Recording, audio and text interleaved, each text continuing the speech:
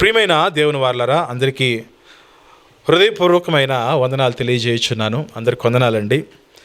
ఈరోజు క్రైస్తవ్యంలో బ్రతుకుచున్న భక్తులను మనము గమనించినట్లయితే, ఈ భక్తులు చేస్తున్న పొరపాట్లు, ఈ భక్తులు చేస్తున్న తప్పిదాలు, ఈ భక్తులు చేస్తున్న దోషములు, ఈ భక్తులు చేస్తూ ఉన్న అతిక్రమములు ఏవైతే ఉన్నావో, అతిక్రమం చేస్తూ ఉండి కూడా మనిషి అనుకుంటాడు, ఎదుటివారితో పోల్చుకుని వారు చేసిన తప్పు కంటే నేను చేసినది చాలా చిన్నది, నావి చాలా చిన్న చిన్న పాపాలే కానీ అవతలి వారి వలె పెద్ద పెద్ద పాపాలు నేను చేయలేదు, చెయ్యను కూడా, అటువంటి క్యారెక్టర్ నాది కాదని ఎక్కువగా అనుకుంటాడు తన గురించి తాను. అవునా? ఒక హంతకుడిని చూసి అమ్మయ్య నేను అలాంటి కాను అనుకుంటాడు. ఒక వ్యభిచారిని చూసి అమ్మయ్య నేను అలాంటి వాడిని కాను అనుకుంటాడు. ఒక త్రాగుబోతును చూసి అమ్మయ్య నేను అలాంటి వాడిని కాను అనుకుంటాడు. అంటే సమాజంలో ఏవైతే పెద్ద పెద్ద నేరాలుగా చలామణిలో ఉన్నాయో, ఒక దొంగను చూసి అమ్మయ్య నేను దొంగను కాను, అంత పెద్ద పెద్ద పాపాలు నేను చేయట్లేదు కాబట్టి నేనేవో చిన్న చిన్నవి మాత్రమే చేస్తున్నాను, నా చిన్న చిన్న పాపాలు దేవుడు ఖచ్చితంగా క్షమించేస్తాడు, అయినా పెద్ద పెద్ద పాపాలు చేస్తే దేవుడు శిక్షిస్తాడు కానీ చిన్న చిన్న పాపాలు చేస్తే దేవుడు ఏమనడు అని తమకు తాముగా ఊరట కలిగించే, ఉల్లసింపజేసే మాటలు వారు మాట్లాడేసుకుని తమ హృదయాన్ని వారు ఏం చేస్తారనంటే అలా సాటిస్ఫై చేసుకుంటూ ఉంటారు. అంటే అవతలోడితో పోల్చుకుని వాడు చేసినంత పాపం నేను చేయలేరు, వాడికంటే నేను మంచోడిని, ఎంతో కొద్ది నేను మంచోడిని అండి, వాడికంటే నేను బెటర్ అండి, ఆమె కంటే నేను బెటర్ అని ఎదుటివారిని చూసి వారికంటే నేను బెటర్ అని పోల్చుకునే ప్రయత్నము మనుషులు ఎక్కువగా చేస్తూ ఉంటారు. ప్రియమైన దేవుని వారలారా, కానీ బైబిల్ చెప్తున్న వాస్తవాలు మనం గమనించినట్లయితే, బైబిల్లో దేవుడు ఏవైతే చేయమని చెప్పాడో, బైబిల్లో దేవుడు వేటినైతే చెయ్యొద్దని చెప్పాడో, ఈ ఆజ్ఞల విషయంలో మనం వాటిని ఎరిగియుండి అలాగూ మనము ప్రవర్తించకపోతే గనక అది పాపము అన్నది బైబిల్. చేయాల్సిన కార్యాలు చేయాలి, దేవుడు చేయమని చెప్పిన కార్యాలు చేయాలి, దేవుడు వేటినైతే వద్దు అన్నాడో వద్దు అన్న వాటి విషయంలో కూడా జాగ్రత్త కలిగి మన భక్తి జీవితాన్ని మనం కాపాడుకోవాల్సిన బాధ్యత ప్రతి క్రైస్తవుని మీద ఉన్నది. కానీ వారి పెద్ద పాపాలు ఏంటి చెప్పండి? సమాజంలో ఒక వ్యభిచారము పెద్ద పాపము, అక్రమ సంబంధాలు పెద్ద పెద్ద పాపాలు, పెద్ద పెద్ద నేరాలు, ఎవరైనా పొడిచి చంపేస్తే పెద్ద పెద్ద పాపాలు. అవునా? చిన్నపిల్లలు స్కూల్కి వెళ్ళి షార్ప్నరో పెన్సిల్లో దొంగతనం చేస్తే అది చిన్నదే, కానీ ఏదైనా బ్యాంకు రాబరీ చేశారనుకోండి అది పెద్ద పాపము, అది పెద్ద దొంగతనము. ఈ విధంగా పాపాల యొక్క సైజుల్ని మనిషి డివిజన్ చేసే ప్రయత్నం చేస్తున్నాడు. బైబిల్ పాపాల యొక్క సైజుల్ని ఎప్పుడు కూడా ప్రత్యేకపరచలేదు. మనం వేసుకున్న వస్త్రాల్లో స్మాల్ అని, లార్జ్ అని, ఎక్సెల్ అని, డబల్ ఎక్సెల్ అని, మధ్యలో మీడియం అని, ఇలా medium, small, XL, double XL, triple XL సైజులు ఉంటాయి. కానీ పాపాల్లో దేవుడు సైజులను పెట్టలేదు.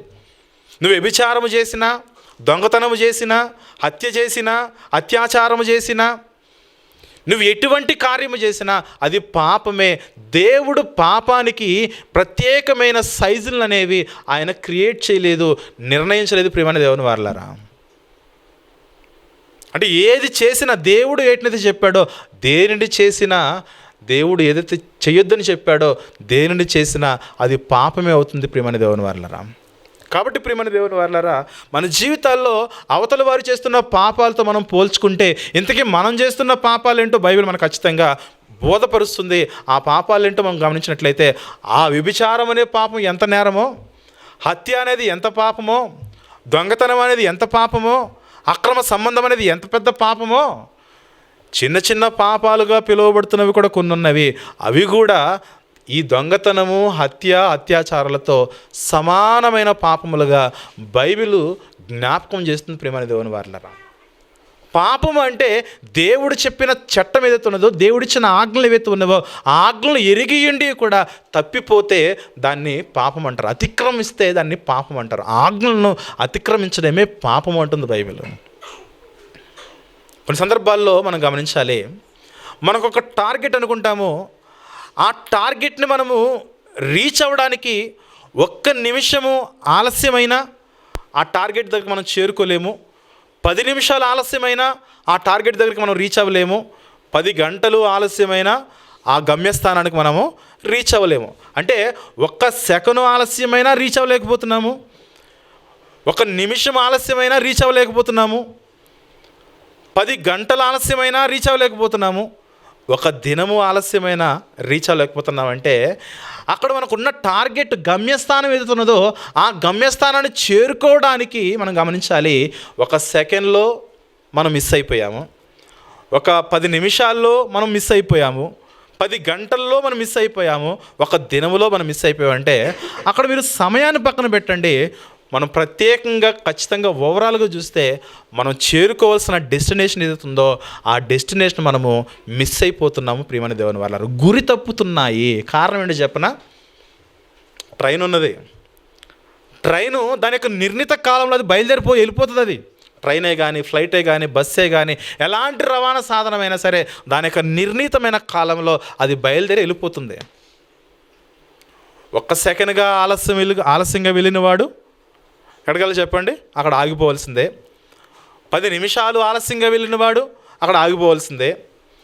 గంట ఆలస్యంగా వెళ్ళినవాడు అక్కడ ఆగిపోవాల్సిందే. అంటే ఆలస్యంగా వెళ్తున్న ప్రతి ఒక్కరూ కూడా ఆ బస్సులోనికి, ఆ ట్రైన్లోనికి, ఆ ఫ్లైట్లోనికి వారికి ప్రవేశం లేక, దానిలో ప్రయాణం చేయలేక ఎలాగైతే అక్కడ ఆగిపోతున్నారో, మన జీవితాల్లో 1 సెకండ్ వంటి చిన్న పాపమైనా, 1 నిమిషం వంటి మీడియం పాపమైనా, 1 గంట అనే లార్జ్ పాపమైనా, 10 గంటలుగా పిలువబడుతూ ఉన్న ఎక్సెల్తో పోల్చుకున్న పెద్ద పాపాలైనా మనం చేరుకోవలసిన గమ్యస్థానానికి తీసుకెళ్లే ఆ వాహనం ఏదైతే ఉన్నదో ఆ వాహనాన్ని మనం ఏ విధంగా అయితే మిస్ అయిపోతున్నామో, ఈ పరలోకపు యాత్రలో కూడా మనం బాగా గమనించినట్లయితే మనం చేస్తున్న చిన్న తప్పులైనా, మీడియం తప్పులైనా, పెద్ద తప్పులైనా, ఇంకా పెద్ద తప్పులైనా, ఇంకా పెద్ద పెద్ద తప్పులైనా మనం చేరుకోవాల్సిన పరలోకం అనే గమ్యస్థానం ఏదైతుందో ఆ గమ్యస్థానాన్ని మనము ఎక్కువగా, చాలా సులువుగా మనము మిస్ అయిపోయే అవకాశాలు మనకు పుష్కలంగా ఉన్నాయి. ప్రియమైన దేవుని వాళ్ళారా, అందుకే పాపం దగ్గరకు వచ్చి ఇదిగో ఇది చిన్న పాపము, పాపం దగ్గరకు వచ్చి పాపం చేసి ఇది పెద్ద పాపము, పెద్ద పాపము చేస్తేనే దేవుడు శిక్షిస్తాడు కానీ చిన్న పాపాలు చేస్తే ఏమనుకోడు అనడానికి ఇక్కడ అవకాశం లేదు. ప్రియమైన దేవుని వాళ్ళరా, సౌలు మహారాజు యొక్క జీవితాన్ని చూడండి, దావీదు యొక్క జీవితం చూడండి. సౌలు మహారాజు జీవితం అనగానే మీకు పెద్దగా ఏమైనా కనబడతాయా? సూక్ష్మంగా ఎతికితే కనబడతాయి. ఎందుకంటే దావీదును చంపడం, దావీదు కొరకు తిరగడం, దావీదుని హతమార్చాలని ప్రయత్నాలు చేయడము, అమాలేకీల మీద యుద్ధానికి వెళ్ళినప్పుడు దేవుడు చెప్పిన ఆ పశువులే కానీ, గొర్రెలే కానీ చంపకుండా, ఆ రాజులే కానీ చంపకుండా వారిని బ్రతక నుంచి తీసుకొచ్చినందుకు సౌలు మహారాజు మీద దేవుడు చాలా సీరియస్ అవుతాడు. కానీ దావీదు అనగానే ఎలాంటి పాపం అది? చాలా దుర్మార్గమైన పాపం అది. 1 స్త్రీ విషయంలో అతడు చేసిన పాపము చాలా చెడ్డ పాపం అది. కానీ చరిత్రలో ఎవరు అంగీకరించబడ్డారు చెప్పండి? దావీదు అంగీకరించబడ్డారు. ఎందుకు ఈ విషయం చెప్తానంటే, అయ్యో సౌలు చిన్న పాపాలే కదా, దావీదు చాలా పెద్ద పాపము కదా అంటే వారి యొక్క పాపపు ఒప్పుకోలు స్థితిలో వారు వేడుకొన్న స్థితిని మనం గమనించినట్లయితే అది మనకు నేర్పిస్తున్న బోధ. దేవుడు ఇక్కడ పాపముల యొక్క సైజును చూడ్డ కానీ పాపం చేసిన తర్వాత మన పశ్చాత్తాప హృదయాలను చూస్తాడు. అది చాలా కీలకమైనది. సౌలు మహారాజ్ జీవితంలో అటువంటి పశ్చాత్తాప హృదయం కంటే తను చేస్తున్నది సమర్థించుకుంటూ మరలా అవే కార్యాలు రిపీట్ చేస్తూ సౌలు మహారాజు దేవుని సన్నిధిలో దూరమైన స్థితిని మనం గమనిస్తున్నాము. కానీ దావీదుని చూడండి, దావీదు 51వ కీర్తనలో ఆయన మాట్లాడిన మాట చూస్తే 51వ కీర్తనలో, కీర్తనల గ్రంథంలోని 51వ కీర్తన మొదటి వచనం నుండి మనం చూద్దాం. ప్రియమైన దేవుని వారలారా, 51వ కీర్తన మొదటి వచనం చూస్తే, దేవా నీ కృప చొప్పున నన్ను కరుణింపము, ఎందుకంటే నేను పాపం చేశానయ్యా. 1 స్త్రీ విషయంలో నేను పాపము చేశాను. ఆ పాపము భయంకరమైన పాపము. ప్రజలందరూ యుద్ధము చేస్తూ ఉంటే యుద్ధ వాతావరణంలో యుద్ధ సైనికులతో పాటు నేను కూడా అక్కడ ఉండవలసిన వాడనై ఉండగా నా ఇంటి దగ్గర నేను ఖాళీగా అరుగు మీద తిరుగుతూ ఉంటే ఒక స్త్రీ స్నానము చేస్తూ ఉంటే ఆ స్త్రీని చూశాను, అక్కడ నా కళ్ళతో నేను నిబంధన చేసుకోలేకపోయానని దావీదు గారు కుమిలిపోతున్నాడు. ఎందుకంటే ఒక స్త్రీ స్నానము చేస్తూ ఉండగా చూడడం అనేది తప్పు కాదు, అది పొరపాటును చూడడం అనేది. పొరపాటును చూడడం వేరు, అదే పనిగా చూడడం వేరు. ఈరోజు మనము బయట వెళుతూ ఉండగా సినిమా వాల్ పోస్టర్స్ ఉంటాయి. ఆ హీరోయిన్కి సరిగా వస్త్రాలు సరిగ్గా ఉండవు, పైన ఒక చిన్న మొక్క, పైన ఒక కింద ఒక చిన్న మొక్క ఉంటుంది అంతే. పొరపాటును చూడడం, అలా వెళుతూ ఉండగా పొరపాటును చూడడం వేరు, ఇదేదో బాగుంది అని అదే పనిగా అక్కడ ఆగి నెమ్మదిగా చూడడం వేరు. ఒక అందమైన స్త్రీ వస్తూ ఉన్నప్పుడు పొరపాటును చూడడం వేరు, అరే బాగుంది కదా అమ్మాయి అని అదే పనిగా గుడ్లు అప్పగించి చూడడం వేరు. ఇక్కడ దావీదు చేసిన తప్పుని మీరు గమనించాలి. ఆ స్త్రీ స్నానము చేస్తూ ఉంటే ముందుగా పొరపాటును చూశాడు, తర్వాత ఆమె యొక్క సౌందర్యాన్ని బట్టి కళ్ళు తిప్పుకోలేక దేవుడు సెలవిచ్చిన మాటలు ఏవైతే ఉన్నవో, ధర్మశాస్త్రంలో దేవుని యొక్క ఆజ్ఞలు ఏవైతే ఉన్నవో వాటన్నిటిని కూడా పక్కకు పెట్టేసి ఆ స్త్రీని మోహించి అదే పనిగా చూడడం ప్రారంభించాడు దావీదు. ప్రియమైన దేవుని వారలారా, అందుకే దావీదు చేసిన పాపము చాలా ఘోరమైన పాపం ఇది, చాలా భయంకరమైన పాపం ఇది. అందుకే నేను అంటున్నాడు, దేవా నీ కృప చొప్పున అంటే నిజానికి నేను అడిగే అవకాశం, క్షమించమని అడిగే అవకాశం నాకు లేదు నాయన. నీ కృప ఏదైతున్నదో ఆ అర్హత లేని నా పట్ల నీ కృప అనే ఆ అస్త్రాన్ని నా మీద ప్రయోగించవా, నీ కృపను నాకు చూపించవా దేవా. నేను చేసిన పాపము భయంకరమైన పాపము నాయన, అటువంటి పాపములో నుంచి నాకు పరిహారము నివ్వవా అని మాట్లాడుతూ, నీ వాత్సల్య బాహుల్యమును చొప్పున నా అతిక్రమములు ఏవైతే ఉన్నవో నా అతిక్రమములను తుడిచివేయి నాయన. నా అతిక్రమాలు నేను తుడుచుకోలేను, నా పాపాలు నేను తుడుచుకోలేను. నీ కృప చొప్పున మాత్రమే, నీ వాత్సల్యత చొప్పున మాత్రమే వాటిని నువ్వు తుడిచేయాలి నాయన. నాయన నా పాపాలు, నా అతిక్రమలు నువ్వు తుడిచివేవా. నువ్వు ఎన్నో ఆజ్ఞలు ఇచ్చావు ధర్మశాస్త్రంలో, నీ ఆజ్ఞలన్నింటినీ పక్కన పెట్టేసి ఆ స్త్రీ విషయంలో, ఆ స్త్రీ యొక్క భర్త విషయంలో ఎన్నో దుర్మార్గమైన కార్యాలు చేసి నేను చేసిన తప్పులు ఎన్నో విస్తారమైపోయినాయి. నేను పాపిని, నేను దోషము చేసిన వాడిని దేవుని సన్నిధిలో ప్రార్థన చేస్తూ, నా దోషము పోవునట్లుగా నన్ను బాగుగా కడుగుము దేవా, నా పాపము పోవునట్లుగా నన్ను పవిత్రపరచుము దేవా అని ప్రార్థన చేస్తున్న దావీదు గారిని మనం గమనించాలి ప్రియమైన దేవుని వారలారా. ఇక్కడ సౌలు మహారాజు యొక్క జీవితానికిను దావీదు గారి యొక్క జీవితానికి ఉన్న ప్రత్యేకమైన విషయం ఏంటంటే, వారిలో ఉన్న ప్రత్యేకమైన అలవాటు ఏంటంటే, దావీదు ఒకసారి పాపం చేసిన తర్వాత ఆ పాపంలోనికి మరలా వెళ్లకుండా జాగ్రత్త పడ్డాడు. ఒకసారి పాపం చేసినందుకే ఎంతగానో కుమిలిపోయి తనలో తాను కుమిలిపోయి ఏడ్చి నిద్రాహారాలు మాని ఉపవాసం ఉండి ప్రార్థన చేస్తే దావీదు అంగీకరింపబడ్డాడు. తనలో ఉన్న ప్రతి ఒక్క మలినం ఏదైతే ఉన్నదో ప్రతి మలినాన్ని తీసివేయాలనుకునే దావీదు చేసిన ప్రార్థన మనం గమనించాలి. ఒకే ఒక చిన్న సమస్య, అంతవరకు దావీదులో సమస్యలు లేవు, పాపాలు లేవు. అది చిన్నదనే కాదు, పెద్దదనే కాదు. అంటే ఒకే ఒక పాపం, అక్కడ ఒకే ఒక పాపం చేసి, దేవా నన్ను నీ సన్నిధికి చేర్చుకున్నాయన, నాకంటూ అర్హత లేదు ప్రార్థన చేసే అర్హత, కానీ నన్ను చేర్చుకోవని ప్రార్థన చేస్తే దావీదు ఇక్కడ అంగీకరింపబడ్డాడు. కానీ ఆయన మిగిలిన ముందటి క్యారెక్టర్ కానీ తర్వాత మిగిలిన క్యారెక్టర్ కానీ చూస్తే దేవుని సన్నిధిలో ఎంత గొప్ప ఆరాధికుడో, ఎంత గొప్ప ఆరాధనాపరుడు, ఎంత స్తుతిపాత్రుడు, ఎంతగా స్తుతి చేసిన వాడు, దేవాలయం కొరకు, దేవుని యొక్క మందిరం నిర్మాణం కొరకు ఎంతగా తాను తగ్గించుకొని దేవుని సన్నిధిలో దేవుని కొరకు పనిచేసిన వాడు దావీదు గారిని చూస్తాం ప్రియమైన దేవుని వారలారా. ఇప్పుడు మీరు గమనించాలి దావీదు గారు పాపము ఆయన యొక్క చరిత్రలో దేవుడు కూడా చాలా సందర్భాలు చెప్తాడు. దావీదు ఊరియా భార్య విషయంలో అది తప్పే, ఆమె విషయములో, ఆమె యొక్క భర్త విషయములో ఆ సీజన్లో మినహాయిస్తే దావీదు జీవితకాలం యావత్తూ కూడా అది హిస్సోపు వలె తెల్లనిగా తన జీవితం ఉన్నదని చెబుతాడు. కానీ దావీదులో ఉన్న ఒకే ఒక తప్పిదాన్ని బట్టి దావీదు గారు ఎంతగా తన జీవితాన్ని బట్టి అతను కుంగిపోయాడు చూడండి. పాపము చేసిన మనకు అటువంటి పశ్చాత్తాపం అనేది ఈరోజు రాకుండా పాపాలు చేస్తున్న మనకు అటువంటి పశ్చాత్తాప కన్నీటి దుఃఖము మనకు రాకుండా మనం ఏం చేస్తున్నాం చెప్పనా, అవతలతో పోల్చుకోవడం ప్రారంభిస్తున్నాం. వాళ్ళు కూడా చేశారుగా, వాళ్ళు పరలోకానికి వెళ్ళిపోతే నేను కూడా వెళ్ళిపోతాను. ఆయన కూడా చేశాడుగా, ఆయన చేస్తాడు కాబట్టి ఆయనతో పాటు నేను కూడా వెళ్ళిపోతాను. అంటే అవతలి వారు చేస్తున్న పాపాలతో పోల్చుకుని, ఇదిగో అందరూ కామన్ అండి, చేయడం ఏముంది, అందరికీ కామన్. ఇదిగో ఆ సేవకుల్లో కూడా ఈ సమస్య ఉన్నది కాబట్టి నాకుంటే తప్పేంటి? ఇలా మనుషులు చేస్తున్న పాపాలను అవతల వారితో పోల్చుకుని, ఇదిగో ఈ సమస్య వాళ్ళలో కూడా ఉంది కాబట్టి ఇది కామన్ అనుకుంటున్నాడే కానీ, ఈ కామన్గా అందరిలో వస్తున్న పాపాలు ఏవైతే ఉన్నావో ఆ పాపాలను తీసివేసి దేవుని సన్నిధిలో పరిశుద్ధంగా మారుట ఎంత అవసరమో దేవుడు ఈరోజు మనతో మాట్లాడుతున్నాడు. ధర్మశాస్త్రం చెప్పింది నరహత్య అనేది పాపము అనే. యేసుక్రీస్తు రానంత వరకు పూర్వీకులకు ఇవ్వబడిన చట్టము చెప్పిన మాట నరహత్య అనేది పాపము అని చెప్పింది. నరహత్య చేస్తే డైరెక్ట్గా మీరు నరకానికి వెళ్ళిపోతారు అని చెప్పింది ధర్మశాస్త్రం.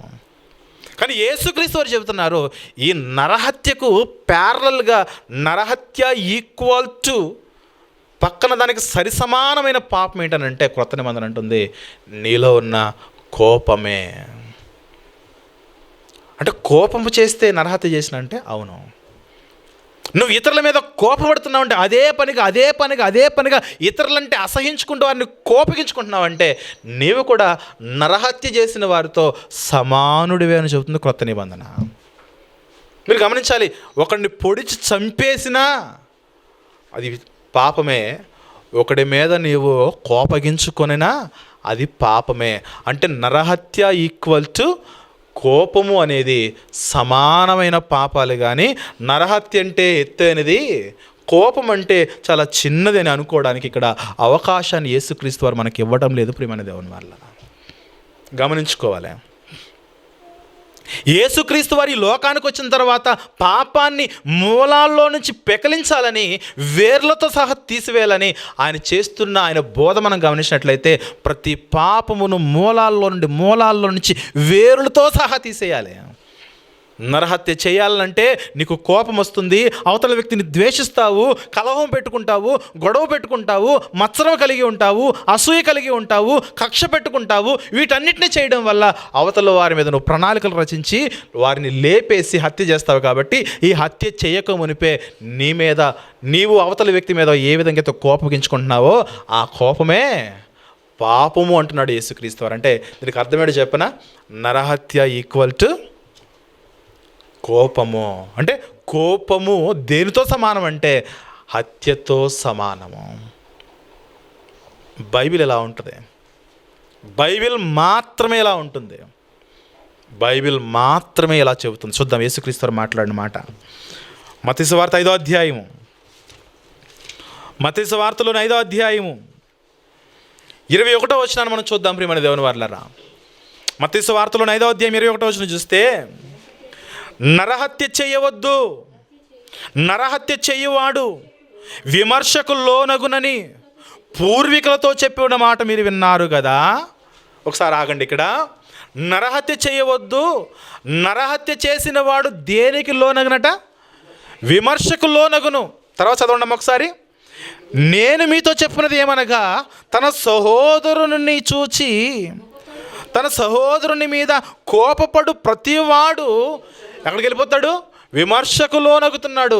అంటే నరహత్య చేసిన వాడు ఏ విధంగా అయితే విమర్శలోకి వెళ్ళిపోతున్నాడో, నరహత్య చేసిన వాడు ఏ విధంగా అయితే తీర్పులోకి వెళ్ళిపోతున్నాడో, నరహత్య చేసిన వాడు ఏ విధంగా అయితే శిక్షలోకి వెళ్ళిపోతున్నాడో, సహోదరుని మీద కోపపడి వాడు కూడా అదే విమర్శలోనికి, అదే తీర్పులోనికి, అదే నరకంలోనికి వెళ్ళిపోతున్నాడు. అందుకే బైబిల్ క్రొత్త నిబంధన చెప్తున్న సత్యము, ప్రత్యేకించి యేసుక్రీస్తు వారు మాట్లాడుతున్న సందర్భం మనం గమనించినట్లయితే, నరహత్య ఎలాంటి గొప్ప పాపమో నీ సహోదరుని మీద కోపపడడం కూడా అంతే రకమైన పాపమని యేసుక్రీస్తు వారు చెబుతున్న విషయం. ప్రియమైన దేవుని వారలారా,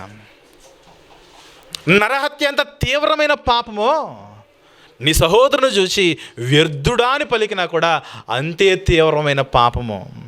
నరహత్య ఎంత తీవ్రమైన పాపమో నీ సహోదరుని చూచి ద్రోహి అని పిలిచినా కూడా నరహత్యతో సమానమైన పాపాలే ఇవన్నీ కూడా.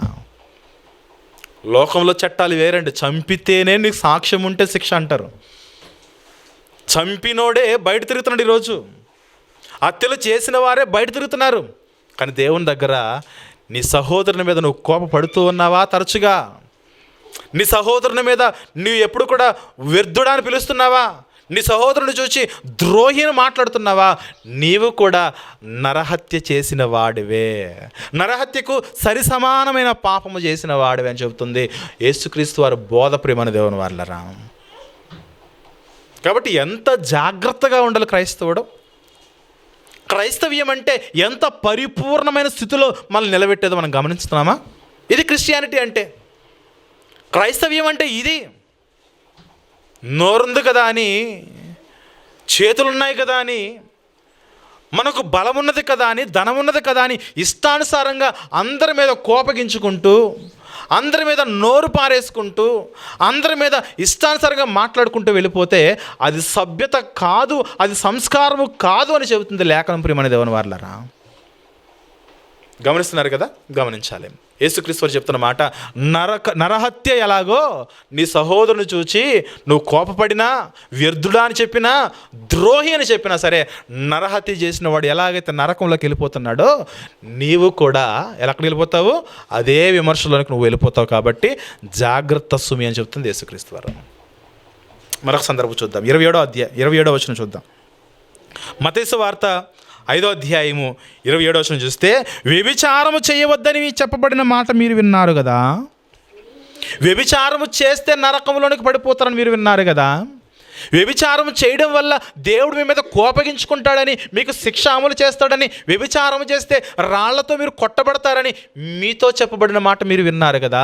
క్రొత్త నిబంధనలో యేసుక్రీస్తును నేను చెబుతున్న మాట ఏంటంటే, ఈ లోకానికి వచ్చిన దేవుని కుమారుడైన దేవునిగా ఈ లోకానికి వచ్చిన నేను చెబుతున్న మాట ఏంటంటే, ఎవరైతే వ్యభిచారం చేశారో, వ్యభిచారం చేసిన వారికి ఏ విధమైన శిక్ష అమలు పరచబడుతుందో, ఇప్పుడు వరకు వ్యభిచారం చేసిన వారికి ఎలాంటి శిక్ష అమలు చేయబడినదో,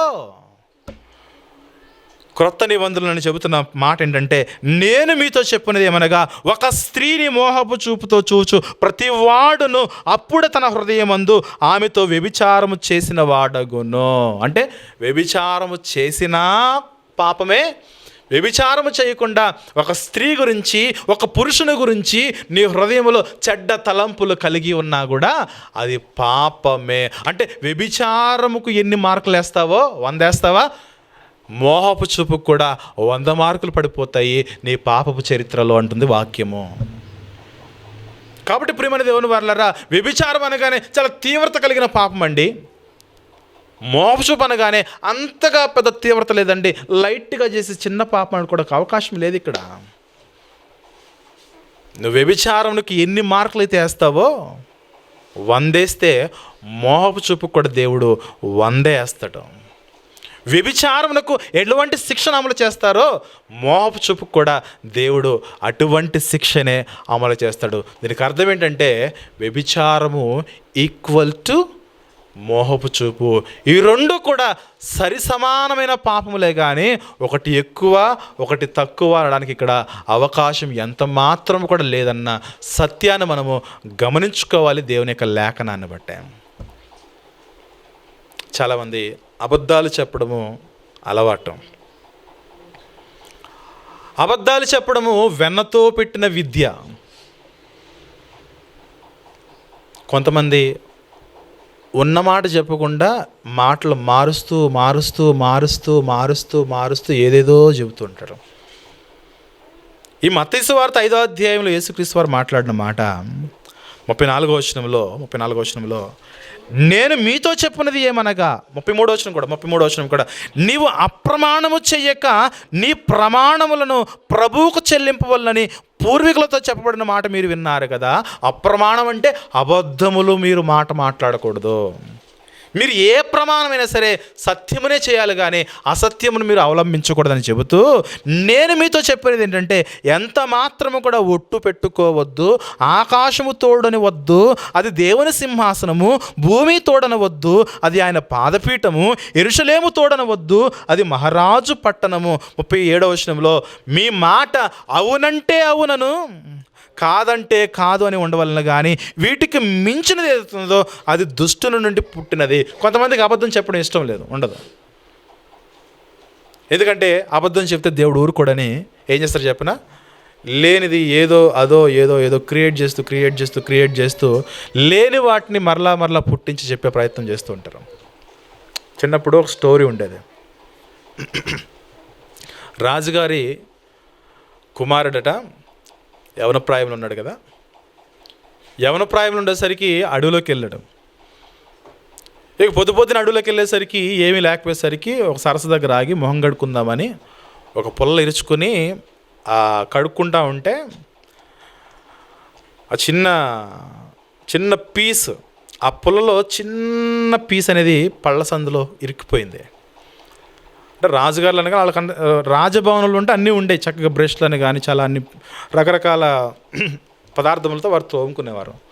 కానీ అడవిలోకి వెళ్ళడం వల్ల ఈ పుల్లతో తోముకోవడం వల్ల చిన్న మొక్క అనేది తెలుసు కదా, వేపల్లో చిన్న పీసులు వస్తాయి, పీసులు అనేవి అక్కడ దాంట్లో ఇరుక్కుపోయింది. రాజకుమారుడు కాబట్టి ఎక్కువ కష్టాన్ని ఎక్కువ శ్రమను వారు ఓర్చుకోలేరు, ఎందుకంటే సుకుమారంగా పెరుగుతారు కదా.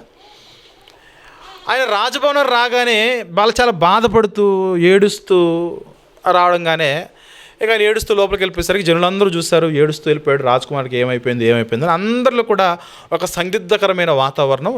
రాజ్యం అంతా కూడా ఆ న్యూస్ స్ప్రెడ్ అయిపోయింది. రాజుగారి కుమారుడు అడవిలోకి వెళ్ళాడు, ఆయనకి ఏదో అయ్యింది, చాలా ఏడ్చుకుంటూ బాధగా వచ్చాడు, ఆయనకి ఏదో అయిపోయిందని ప్రజలందరిలో కూడా ఆయనకి ఏదో అయిపోయింది ఏమైపోయింది వాళ్ళు ఊహించేసుకుంటున్నారు. వాళ్ళు ఊహించేసుకుంటూ ఉంటే లోపలికి వెళ్ళిన తర్వాత ఆ క్లీన్ చేసేవాళ్ళు ఉంటారు కదా, ఆ రూమ్ను ఊడ్చేవాళ్ళు ఉంటారు కదా, వాళ్ళు ముందుగా రాజకుమారి యొక్క రూమ్లోకి వెళ్ళి అయ్యగారు ఏమైందని అంటే, ఏం లేదమ్మా, నాకు ఇలా చిన్న పీస్ అనేది నా పళ్ళ సందులో ఇరుక్కుపోయింది, అది రావట్లేదు, దాంతో నేను చాలా బాధపడుతున్నాను, ఇటువంటి అనుభవం నాకు లేకపోవడం వల్ల ఆ నొప్పి నాకు చాలా ఎక్కువగా ఉంది అని అతను ఏం చెప్పండి, ఒక చిన్న పీస్ అని చెప్పాడు. తన పంటి సందులో ఏదుందో ఆ పంటి సందులో ఉన్న పీస్ అని చెప్పాడు. ఆ వ్యక్తి బయటకు వచ్చి రాజుగారు రాకుమారుడట అడవిలోకి వెళ్ళినప్పుడు కర్రతో తోముకుంటే కర్ర ఇరుక్కుపోయింది అంటున్నాడట. లోపల బయటకు వచ్చి ఇంకొకటితో పీస్ కాస్త ఏమైపోయింది చెప్పండి, కర్ర అయిపోయింది, కర్ర మొక్క అయిపోయింది, లేదంటే పుల్ల అయిపోయింది. రాజుగారు ఆ పుల్లతో తోముకుంటే, వేప పుల్లో లేదంటే ఇంకేదో పుల్ల గానుగ పుల్లతో దేంతో తోముకుంటే ఆ పుల్ల ఇరుక్కుపోయింది అన్నాడట. ఎందుకు ఆయనకి ఇరుక్కుపోయిందని చెప్పండి, చిన్న పీసు. కానీ ఈ మాట వ్యక్తి మారేసరికి పీస్ కాస్త పుల్లైపోతే ఆ వ్యక్తి మరొక వ్యక్తి చెప్తున్నాడు, ఇదిగో రాజుగారి నోట్లో పుల్ల ఉండిపోయిందని ఈ వ్యక్తి చెప్పే క్రమంలో అది పుల్లని చెప్పకుండా కర్రని చెప్పాడట. పీసు పుల్లయింది, పుల్ల కర్ర అయింది. ఆ కర్రని విన్న ఆ వ్యక్తి వెళ్ళి రాజుగారి నోట్లో ఇంతలా దొంగ నోట్లో ఉండిపోయిందంట అన్నాడట. అంటే సైజులు మారిపోయి చూసారా? ఎందుకు ఈ మాట చెప్తున్నానంటే, మనము ఒక విషయాన్ని ఎక్కువ చేసి చెప్పడం వల్ల, అది ఉన్నది ఉన్నట్లుగా మనం చెప్పలేకపోవడం వల్ల, మనం ఏదో చెప్పే ప్రయత్నంలో ఈ యొక్క క్రమం ఏ విధంగా అయితే ఆయన ఏం చెప్పాడు, లోపల పీస్ అని చెప్పాడు, బయటకు వచ్చి విన్నవాడేమన్నాడు, పుల్లని చెప్పాడు. ఈ పుల్ల ఇంకొకటి చెప్పగానే అది కర్రగా ట్రాన్స్ఫర్మేషన్ అయింది. ఈ కర్ర కాస్త పెద్ద కర్రగా ట్రాన్స్ఫర్మేషన్ అయింది. చివరికి నోట్లో ఒక దొంగో దూలమో అన్నాడు. అలాగే మన జీవితాల్లో కూడా మనం అనుకుంటాం ఈ చిన్నదే కదా, ఏం కాదని. కానీ అది వ్యక్తులకు మారే కొలది ఒక చెడ్డ మాటలను, ఒక చెడ్డ సాక్ష్యాన్ని అది క్యారీ చేసుకుంటూ వెళ్ళిపోతుంది. అందుకే దేవుడు అంటున్న మాట, నీ మాట అవునంటే అవును అనిగా ఉండాలి, కాదు అంటే కాదు అనేలా ఉండాలి. కానీ అంతకు మించి నువ్వు ఏది మాట్లాడినా సరే, ఈ చిన్న పీసు పుల్లగా మారినట్లు, పుల్ల కర్రగా మారినట్లు, కర్ర దొంగ దూలంగా మారినట్లుగా ఈ చెడ్డ వార్త స్ప్రెడ్ అయిపోద్ది. కాబట్టి మీ మాట చాలా చక్కగా ఉండాలన్నాడు. దీనికి అర్థం ఏంటంటే, మన జీవితంలో ఏదుందో దాన్నే మాట్లాడుకోవడం ప్రయత్నం చేయాలి. కానీ మనం మాటలు తారుమారు చేసే ప్రయత్నం చేస్తే కనుక మాటలు అనేవి చాలా ఎక్కువగా వెళ్ళిపోతాయి. అంటే అబద్ధం ఆడకూడని ధర్మశాస్త్రంలో ఏ మాట అయితే ఉన్నదో దానికి ఎంత తీవ్రతకరమైన పాపమో మన మాట అవునంటే అవును, కాదంటే కాదని మనం చెప్పినా కూడా అంతే తీవ్రత కలిగిన పాపంగా దేవుడు భావిస్తాడు. దానిని బట్టే శిక్ష మనకు విధిస్తాడు. మనం గమనించాలి ప్రియమైన దేవుని వాళ్ళరా. దయచేసి గమనించండి, దేవుని దగ్గర చిన్న పాపాలు పెద్ద పాపాలు లిస్టులు అనేవి ఉండవు. దేవుని దగ్గర లిస్టులో ఇవి పెద్ద పాపాలండి, ఇవి చేసిన వారికి ఒక రకమైన తీర్పు, ఇవి చిన్న పాపాలండి, ఇవి చేసిన వారికి ఒక రకమైన తీర్పు అని పాపాలలో సైజ్ అనేది దేవుడు ఎక్కడ కూడా నియమించలేదు ప్రియమైన దేవుని వారలారా. దేవుని యొక్క ధర్మశాస్త్రములో ఏ ఆజ్ఞలు అయితే ఉన్నాయో అన్ని ఆజ్ఞలను చేసి ఒకే ఒక ఆజ్ఞ కనుక నువ్వు నెరవేర్చకపోతే బైబిల్ చెప్తున్న మాట, నువ్వు అపరాధము చేసిన వాడవే, జాగ్రత్త. యాకోబు గారు మాట్లాడుతున్న ఆ మాట చూద్దాం ప్రియమైన దేవుని వారలారా. యాకోబు గారు మాట్లాడుతున్న మాట చూద్దాం. యాకోబు పత్రిక 2వ అధ్యాయము, యాకోబు పత్రిక 2వ అధ్యాయము, యాకోబు పత్రిక 2వ అధ్యాయము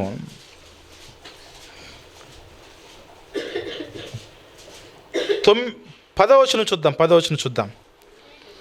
యాకోబు పత్రిక 2వ అధ్యాయం 10వ వచనం చూస్తే, ఎవడైనను ధర్మశాస్త్రమంతయు గైకొనియు, అంటే ధర్మశాస్త్రములో ఎన్ని ఆజ్ఞలు అయితే ఉన్నాయో అన్ని ఆజ్ఞలు నువ్వు గైకొనియు, ఆ ధర్మశాస్త్రంలో రాయబడిన ఒకే ఒక ఆజ్ఞ విషయంలో నీవు తప్పిపోయిన ఎడలా, ఆ ఒక్క ఆజ్ఞ విషయంలో నువ్వు తొట్టిల్లిన ఎడలా, ఆజ్ఞలన్నిటి విషయంలో అపరాధియగును. అంటే ఇక్కడ గమనించారు లేదో, ఏ ఆజ్ఞలో తప్పిపోయావో ఆ ఆజ్ఞలో మాత్రమే తప్పిపోయని చెప్పట్లేదు దేవుడు ఇక్కడ. Note this point.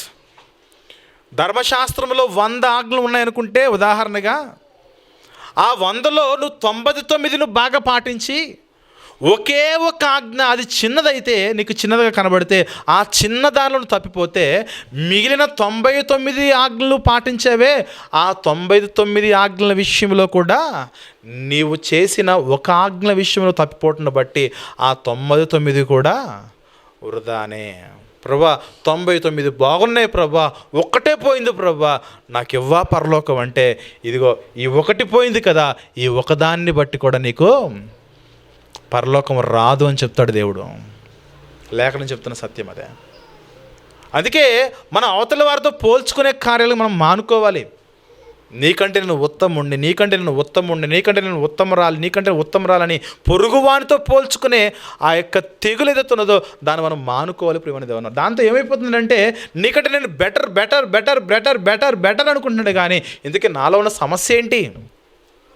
ఈవెన్ సేవకులు కూడా ఆ సేవకుని కంటే నా బోధ, ఆ సేవకుని కంటే నా బోధ, ఆ సేవకుని కంటే నేను నా సాక్ష్యం మంచిది, నా సాక్ష్యం మంచిది, నా సాక్ష్యం మంచిది, మన సాక్ష్యం మనం గొప్ప చేసుకుంటున్నామే. కానీ మనలో ఉన్న బలహీనతలు ఏవైతే ఉన్నావో బలహీనతలు మనం గుర్తించుకొని, దేవా నా సాక్షి జీవితము అంతా బాగుంది కానీ ఈ ఒక్కట్లో లోపం ఉన్నది నాయన, ఈ లోపము కూడా సరిచేయవా అని మనం ప్రార్థన చేసేవాళ్ళుగా ఉండాలి. కానీ అవతల సేవకులతో పోల్చుకుంటే మనం మంచోళ్ళం కాదు. గత వారం చెప్పాను, మనం పోల్చుకోవాలనుకుంటే దేవునితో పోల్చుకోవాలి. దేవుడు పరిశుద్ధుడు. ఆ పరిశుద్ధునిలో ఎటువంటి మచ్చ లేదు. ఆ మచ్చలేని ఆయనతో మనం పోల్చుకునే ప్రయత్నం మనం చేయాలి ప్రియమైన దేవుని వాళ్ళరా. ధర్మశాస్త్రం అంతయు పాటించి, ఆ ధర్మశాస్త్రంలో 99 పాటించి ఒకే ఒక్క దాని విషయంలో తప్పిపోతే మిగిలిన ఆజ్ఞలన్నిటి విషయంలో ఏమంటే చెప్పండి, ఆజ్ఞలన్నిటి విషయంలో నువ్వు ఏ 99 అయితే పాటించావో వాటి విషయంలో కూడా నువ్వు ఏదైతే పాటించలేదో దానిని బట్టి అపరాధి అంటుంది బైబిల్. కాబట్టి ప్రియమైన దేవుని వారలారా, మరలా చెప్తున్నాను, క్రైస్తవ్యం అంటే పరలోకపు యాత్ర అంటే అంత సులువైనది కాదు అనే సత్యాన్ని మనం గమనించుకోవాలని మీ జ్ఞాపకాలు తీసుకొస్తున్నాను. అన్నీ బాగున్నాయి. పరిస్థితి ఏమనుకుంటే చెప్పండి, వారానికి 2 మార్లు ఉపవాసం చేస్తున్నాను, నాకొచ్చిన దశమ భాగంలో నేను కూడా దశమ భాగం ఇస్తున్నాను, చోరుడును కాను, దొంగను కాను, అన్యాయస్తుని కాను, ఈ సుంకర్ల వల్లే కాను, ఇతరుల వల్లే కాను, నేను చాలా గొప్పోండి అనుకున్నాడు. నాయన నీలో చాలా లోపం ఉన్నది, నిన్ను నీవు గొప్ప చేసేసుకుంటున్నావు, ఇతరులు నీవు తృణీకరించేస్తున్నావు. కాబట్టి ఆ తృణీకరించే కారణాన్ని బట్టి నువ్వు నరకానికి వెళ్ళిపోతున్నాడు దేవుడు అక్కడ. కాబట్టి ప్రియులారా, అతనిలో ఉన్న మంచంతా మనం గమనించినప్పుడు మంచంతా బాగానే ఉంది, ఒకే ఒక చెడ్డ కార్యము ఇతరులను తృణీకరించేస్తున్నాడు. దాన్ని బట్టి పరిసేయుడు నరకానికి వెళ్ళిపోయాడు. ప్రియమైన దేవుని వారలారా, అందుకే మన జీవితంలో కూడా ధర్మశాస్త్రంలో ఉన్న ఆజ్ఞలన్నీ పాటించి పాటించి పాటించి పాటించి ఓకే అనుకుని ఒకే ఒక విషయంలో కనుక మిస్టేక్ చేస్తే మిగిలిన ఆజ్ఞలన్నీ కూడా నిన్ను కాపాడలేవు, నిన్ను నేలకు కూల్చివేసి నాశనం చేసి పడేస్తాయి. అంత వేగంగా వచ్చేస్తాయి ఆజ్ఞలు అనేవి. ఎందుకంటే అవి కూడా నువ్వేవైతే మంచి కార్యాలను చేసావో ఆ కార్యాలు నిన్ను నేల కూల్చేస్తాయి. ప్రియమైన దేవుని వారలారా, అవి కాపాడలేవు నిన్ను. నువ్వు చేసిన దాన ధర్మాలు పుణ్యకార్యాలు అవి నిన్ను కాపాడలేవు. నువ్వు కలిగిన మంచి పనులు ఏవైతే నువ్వు అవి నిన్ను కాపాడలేవు. దేవుని వాక్యం చెప్తున్న మాట 100కు 100% నీలో పరిపూర్ణత రావాలి. ఎందుకు యాకోబు గారు ఈ మాట ఎందుకు చెప్పారు చెప్పనా? సంఘాలలో అన్నీ బాగానే ఉన్నాయి, దశమ భాగం బాగానే ఉంది, ఆరాధనకి వెళ్ళే విషయంలో బాగానే ఉంది, పాటలు పాడే విషయంలో బాగానే ఉంది, వాక్యం వినే విషయంలో బాగానే ఉన్నారు, వాక్యం చెప్పే విషయంలో బాగానే ఉన్నారు, అన్నీ బాగానే ఉన్నాయి. కానీ సాటి వ్యక్తిని తన్నువలే తన్ను పొరుగువాన్ని ప్రేమించలేకుండా ఒక వ్యక్తుల పట్ల పక్షపాత ధోరణి కలిగి మాట్లాడేవాళ్ళు చాలామంది ఉంటారు. ఈ సందర్భము యాకోబు గారు ఎందుకు చెప్తున్నారనంటే మనుషులలో పక్షపాతం ఎక్కువైపోయింది. ఆ పక్షపాత ధోరణి ఎదుగుతున్నదో దాన్ని మానుకోవాలి. వ్యభిచారము, నరహత్య ఎంత తీవ్రత కలిగినదో వాటికి సమానమైన పాపం అంటే చెప్పిన పక్షపాతం అన్నాడు యాకోబు గారు. చూద్దామా, 2వ అధ్యాయము 2వ వచనం నుండి చూస్తే, యాకోబు పత్రిక 2వ అధ్యాయం 2వ వచనం చూస్తే, ఎలాగనగా బంగారపు ఉంగరమును పెట్టుకుని ప్రశస్త వస్త్రములను ధరించుకొని ఒకడు మీ సమాజ మందిరంలోనికి వచ్చినప్పుడు అదే సమయంలో మరొక వ్యక్తి మురికి బట్టలు కట్టుకున్న దరిద్రుడు లోపలికి వచ్చిన ఎడలా ఒక క్రైస్తవునిగా అప్పటికే సంఘములో ఉన్నవానిగా నువ్వు ఏం చేస్తావో చెప్పనా? సంఘంలో పేరు ప్రఖ్యాతలు కలిగిన వారు, సంఘ పెద్దలుగా పిలువబడుతున్నవారు కానీ, మంచి వస్త్రాలు వేసుకున్నవారు కానీ, ఉంగరాలు కలిగి ఉన్నవారు కానీ, భవనాలు కలిగి ఉన్నవారు కానీ, కార్లు కలిగి ఉన్నవారు కానీ, మంచి ఆస్తి కలిగి ఉన్నవారు కానీ, మంచి పొలాలు కలిగి ఉన్నవారు కానీ, అటువంటి అంతస్తు కలిగి ఉన్నవారు వస్తే నువ్వు వెంటనే లేచి నిలబడి వారికి చేరిస్తున్నావు. ఏమీ లేని మురికి బట్టలు వేసుకుని ఒక దరిద్రుడు వస్తే నాకెందుకులే, వాడు ఎక్కడ కూర్చుంటే నాకేం పని లేని ఆయనకు అలా పక్కన పెట్టేసి విసర్జిస్తున్నావే. దాన్ని పక్షపాతం ఉంటుంది కదా బైబిల్.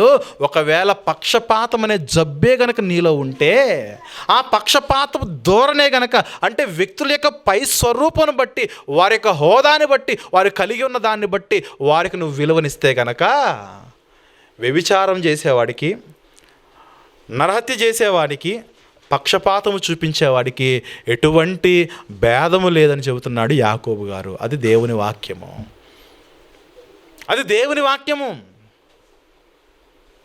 వ్యక్తుల యొక్క పైరూపమును బట్టి వారికి నువ్వు విలువిచ్చి, వ్యక్తుల యొక్క పైరూపును బట్టి వారికి నువ్వు గౌరవాన్ని ఇస్తే, దేవుని వాక్యం చెబుతుంది వ్యక్తుల యొక్క పైరూపమును బట్టి నువ్వు వారికి విలువిస్తున్నావు కాబట్టి, పక్షపాత ధోరణిలో నువ్వు ప్రవర్తిస్తున్నావు కాబట్టి, నువ్వు వ్యభిచారం చేసిన వాడితోనూ నరహత్య చేసిన వాడితో కూడా సమానమైన వాడివే అని చెప్తుంది లేఖనం.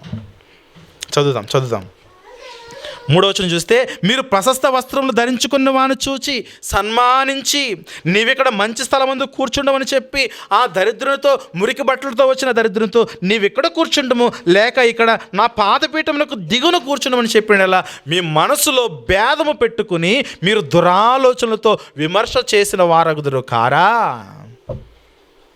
మీకు ఎవరి వలన ఎక్కువ అన్యాయం జరుగుతుందో తెలుసా?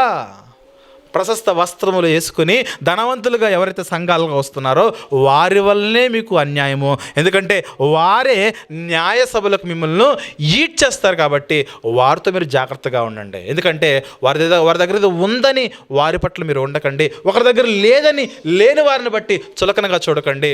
వారి దగ్గర వ్యక్తులుగా, వారి దగ్గర ఏదుందో దాన్ని బట్టి మీరు తీర్పు తీర్చొద్దు. కానీ వారి మనుషులుగా, వారు ఆత్మలుగా, వారి ఆత్మీయులుగా, వారి యొక్క ఆత్మీయ స్థితిని బట్టి మీరు నడుచుకోలే. కానీ వారు వేసుకున్న వస్త్రాలను బట్టి, పైరూపాన్ని బట్టి మీరు ఏమాత్రం కూడా జడ్జిమెంట్ చేయొద్దు. ఒకవేళ అలా చేస్తే మీరు తీర్పులోకి వెళ్ళిపోతారు. అది చెప్తున్నాడు. 8వ వచనం చూస్తే, మీరు తర్వాత అంతా చదవండి. 8వ వచనం చూస్తే, మెట్టుకు నీ వలే నీ పొరుగువాన్ని ప్రేమించమని లేఖనంలో ఉన్నట్టి ప్రాముఖ్యమైన ఈ ఆజ్ఞ విడిచి మీరు నెరవేర్చిన ఎడల బాగుగానే ప్రవర్తించువారగుదురు.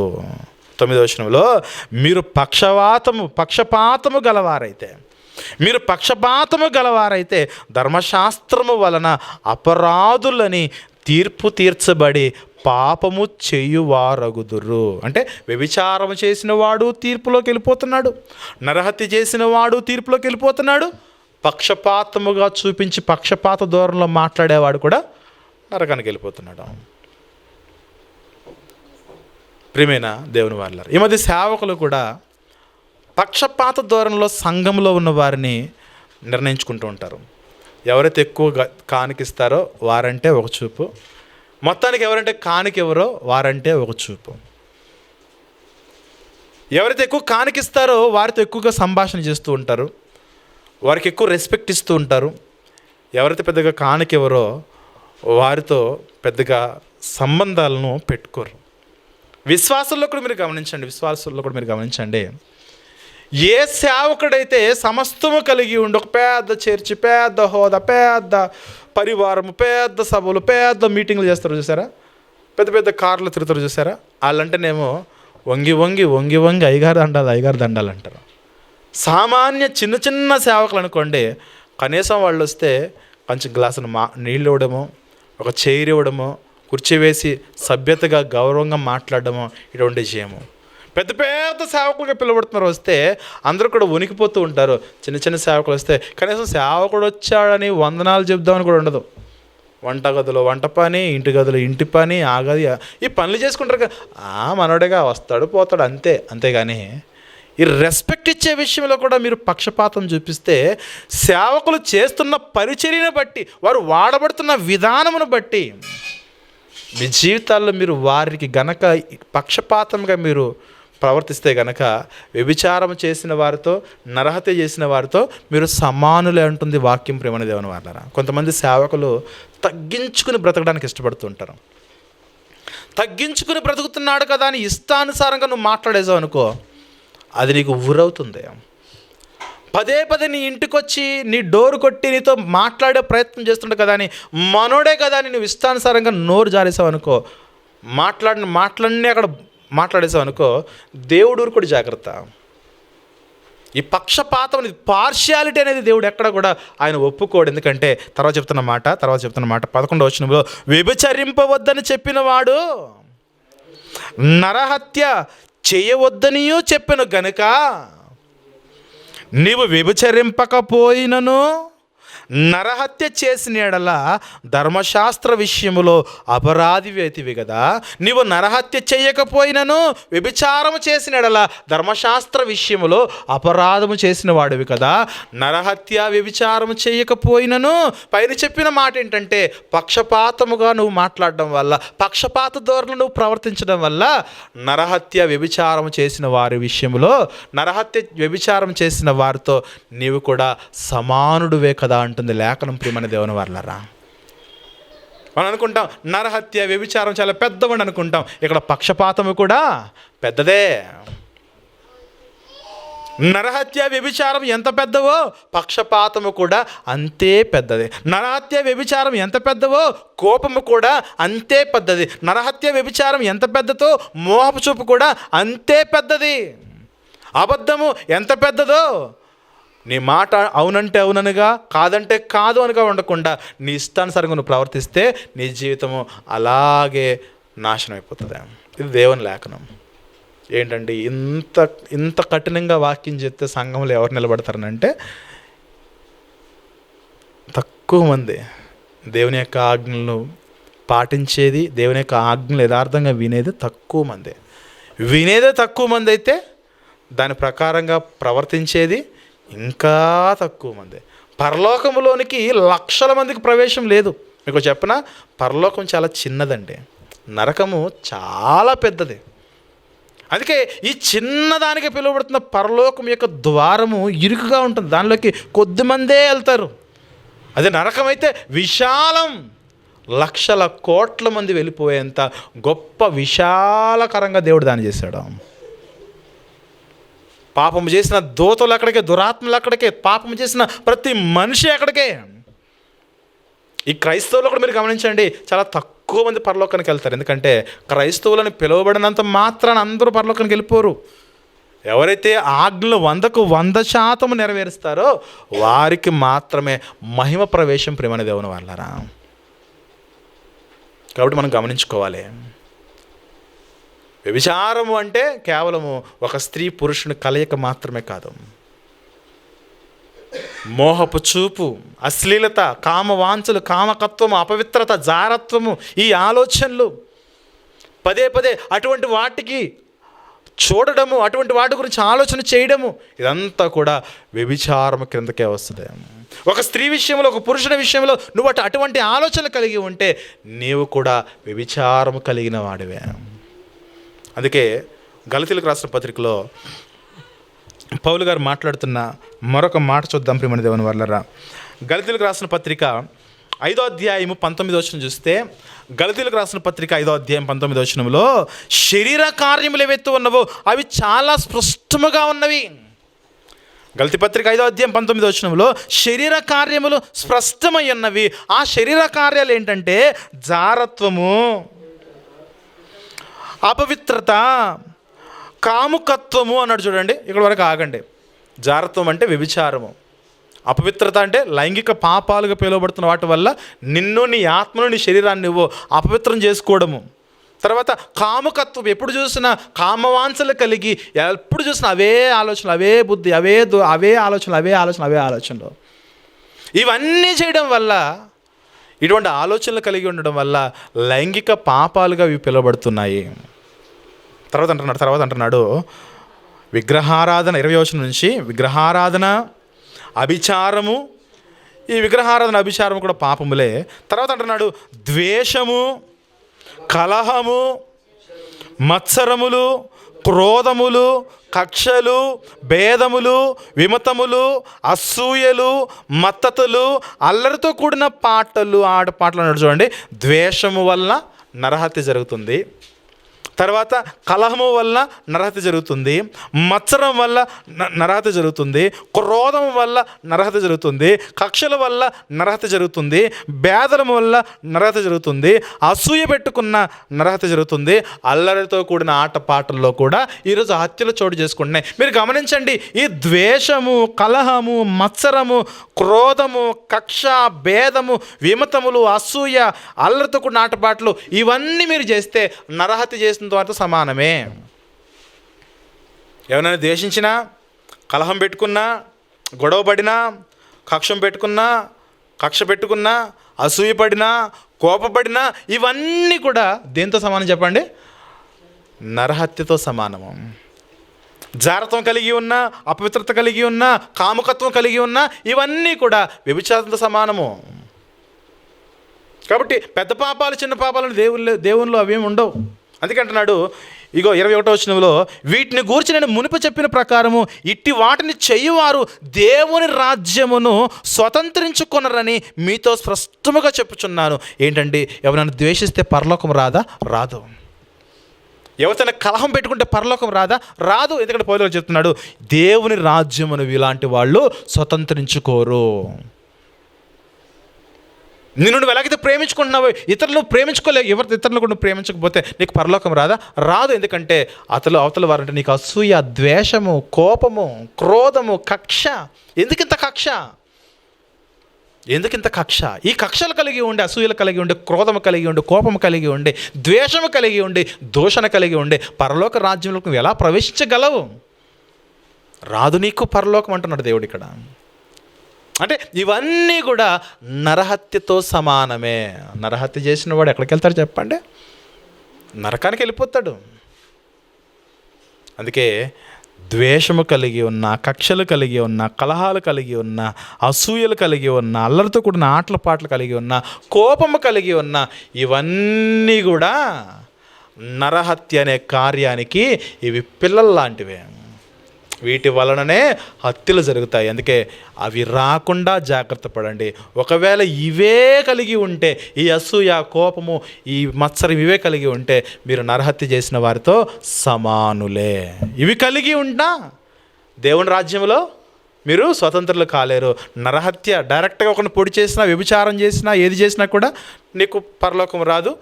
ఈ కలహము, దూషణ, మరి ద్వేషము, అల్లరి, లేదంటే కక్షలు, క్రోధం ఇవి పెట్టుకున్నా పరలోకం రాదు. కాబట్టి ఈ చిన్న చిన్నవే కదా మనం వదిలేస్తే చాలా పెద్ద పెద్ద పాపాలు చేసిన వాళ్ళం అవుతాం. అందుకే చిన్న చిన్నవి మనం ఏవైతే నిర్లక్ష్యం చేస్తున్నామో ఆ చిన్న చిన్నవి కూడా అవి చిన్నవి కాదు కానీ పరలోకానికి మనలను దూరము చేసేవి. ఇంతకుముందు చెప్పాను కదా, ఒక సెకండ్లో ఆలస్యమైనా బస్సు మిస్ అయిపోతుంది, ఒక నిమిషం ఆలస్యమైనా బస్సు మిస్ అయిపోయింది, 10 నిమిషాల ఆలస్యమైనా బస్సు మిస్ అయిపోతుంది, 10 గంటల ఆలస్యమైనా బస్సు మిస్ అయిపోతుంది, 10 రోజుల ఆలస్యమైనా బస్సు మిస్ అయిపోతుంది. బస్సు మిస్ అయిపోవడం అనేది పరలోకం మిస్ అయిపోవడం లాంటిదే. అయ్యో ఒక సెకనే కదా ప్రభు అంటే, no no no no no, ఒక సెకండ్ అయినా వెళ్ళిపోవాల్సిన బయలుదేరిపోయింది, అది ఆగదు. ఇంకా ఒక నిమిషమైనా వెళ్ళిపోయింది.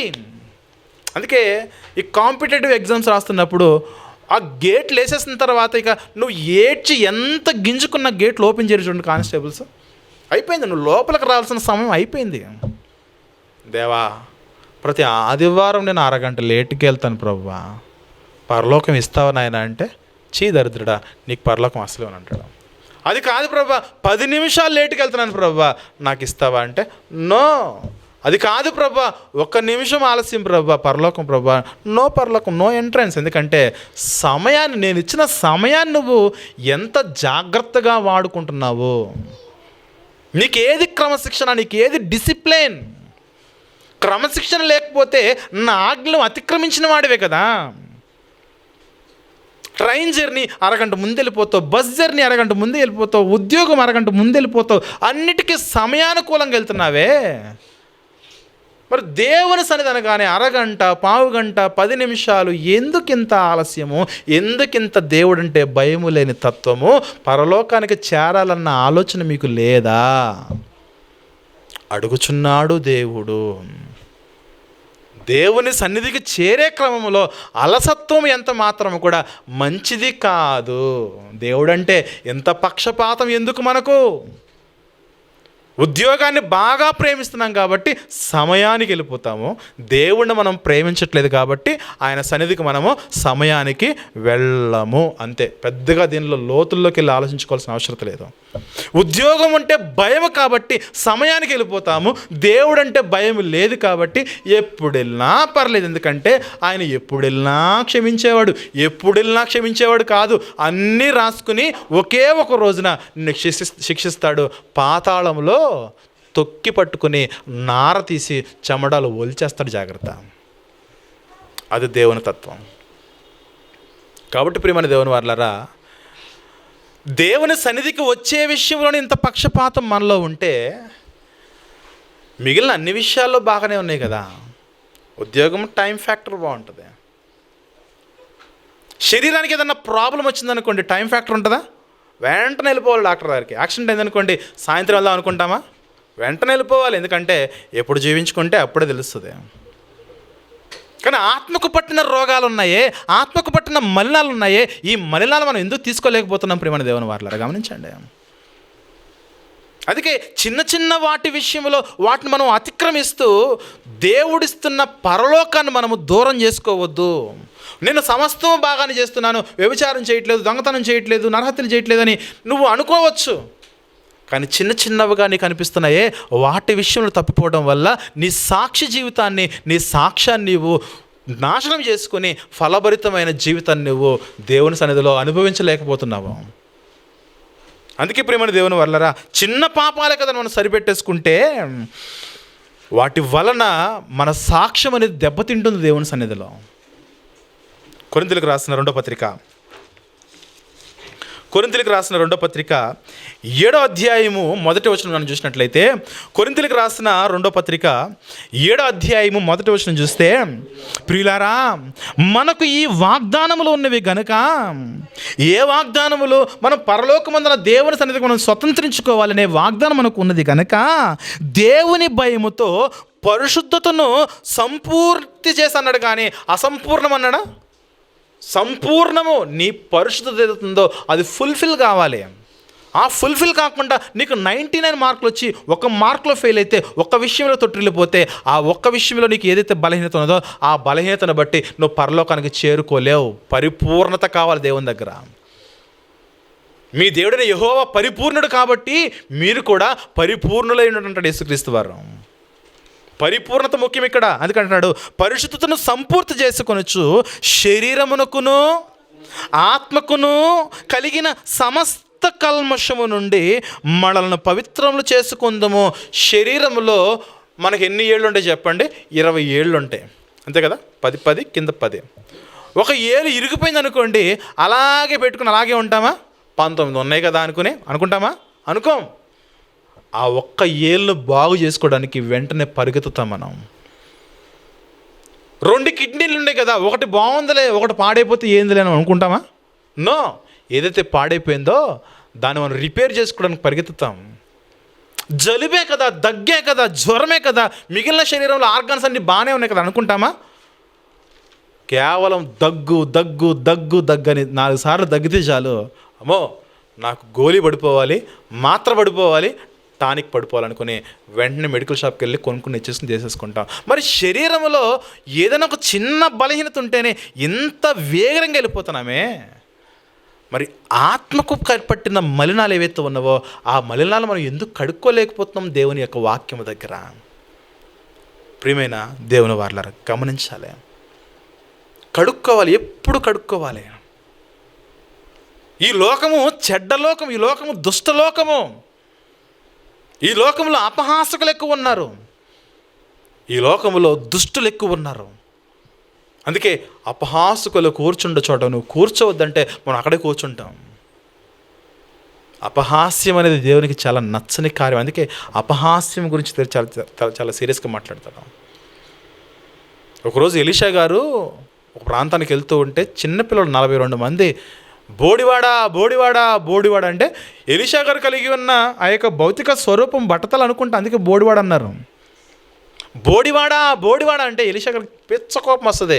ప్రార్థన చేస్తాడు, ఎలుగుబంటి వచ్చేసి 42 మంది తినేసి వెళ్ళిపోతుంది. అపహాస్యము ఒప్పుకోడు అక్కడ. ఎవరిని అపహాసిస్తున్నారు చెప్పండి? వేసుకున్న వస్త్రాలను బట్టి అపహాస్యము, తెల్ల జుట్టుంటే అపహాస్యము, తెల్ల గడ్డం ఉంటే అపహాస్యము, బట్ట తలైతే అపహాస్యము, గడ్డం తీసేస్తే అపహాస్యము, గడ్డం ఉంటే అపహాస్యము, మేసాలు ఉంటే అపహాస్యము, మేసాలు తీసేస్తే అపహాస్యము, వస్త్రం చిరిగిపోతే అపహాస్యము. నవ్వుల పాలే కదా. ఎందుకు వీటన్నిటిని బట్టి అపహాస్యము? వస్త్రాలను బట్టి దేవుడు నేను తీర్పులను తీసుకురావడం. నీ క్యారెక్టర్లో అపహాస్యం ఉంది చూసావా, దానిని బట్టి దేవుడు తీర్పులు తీసుకోవచ్చు. ఎందుకంటే ఎలీషా గారి వస్త్రాలు అంత గొప్ప వస్త్రాలు ఏం కావు, సాధారణమైన మనిషి ఆయన. బట్టతలు ఉంది, నవ్వుతున్నారు అందరూ కూడా. బోడివాడా బోడివాడా అంటే కోపం మామూలుగా రాలే. చూద్దాం ఒకసారి. రాజుల రెండవ గ్రంథంలో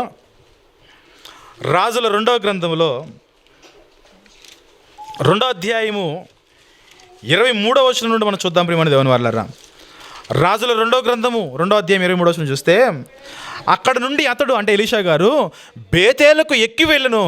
అతడు త్రోవ పోలుచు ఉండగా బాలురు పట్టణంలో నుండి వచ్చి బోడివాడా బోడివాడా ఎక్కుపొమ్ము ఎక్కుపొమ్ము అని అతన్ని అపహాస్యము చేయగా అతడు వెనకకు తిరిగి వారిని చూచి యెహోవా నామమును బట్టి వారిని శపించెను.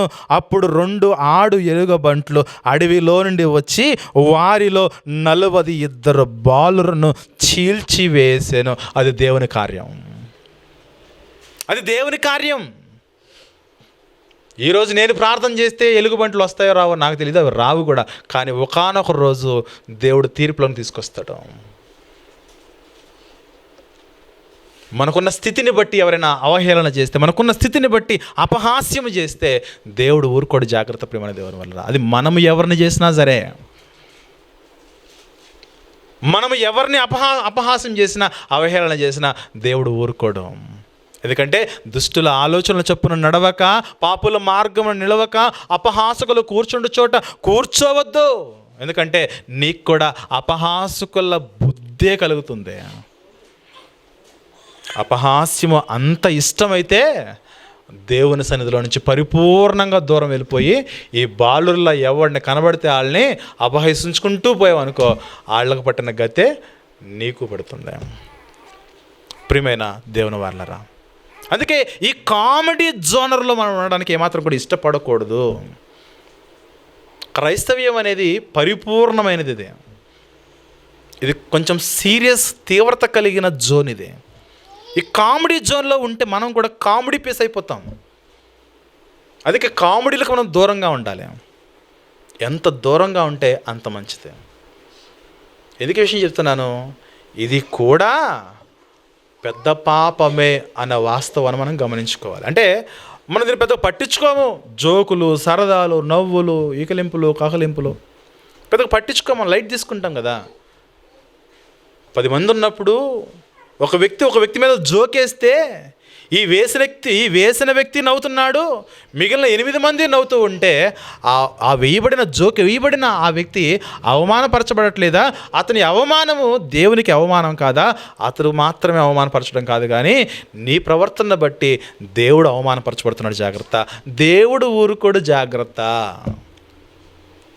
ప్రియమైన దేవుని వల్ల అందుకే ఆత్మలో మనము కపటము లేనివారుగా ఉండాలి. కీర్తనకారుడు దావీదు గారు ప్రార్థన చేస్తాడు 32వ కీర్తనలో, ఆత్మలో కపటము లేనివారు ధన్యులు అంటాడు. చూడండి 32వ కీర్తన 2వ వచనం చూస్తే, 32వ కీర్తన 2వ వచనం చూస్తే, యెహోవా చేత నిర్దోషి అని ఎంచబడినవాడు, ఆత్మలో కపటము లేనివాడు ధన్యుడు. మన ఆత్మలో కపటం ఉండకూడదు. అంటే ఎవరిని కూడా మనము నిందించకూడదు, ఎవరిని కూడా మనము అవమానపరచకూడదు, ఎవరిని కూడా మనం గాయపరచకూడదు, ఎవరిని కూడా మనము దూషించకూడదు. అది ఆత్మలో కపటము లేనివానిగా ఉండాలి. అవతల వాళ్ళు మన మీద బాణాలు వేసినా మనము తిరిగి బాణము వేయని స్థితిలో మనం ఉండాలి. అవతల వారు మనకు పెట్టకపోయినా మన అవతల వారికి పెట్టే స్థితిలో ఉండాలి. అది క్రైస్తవ్యం అంటే.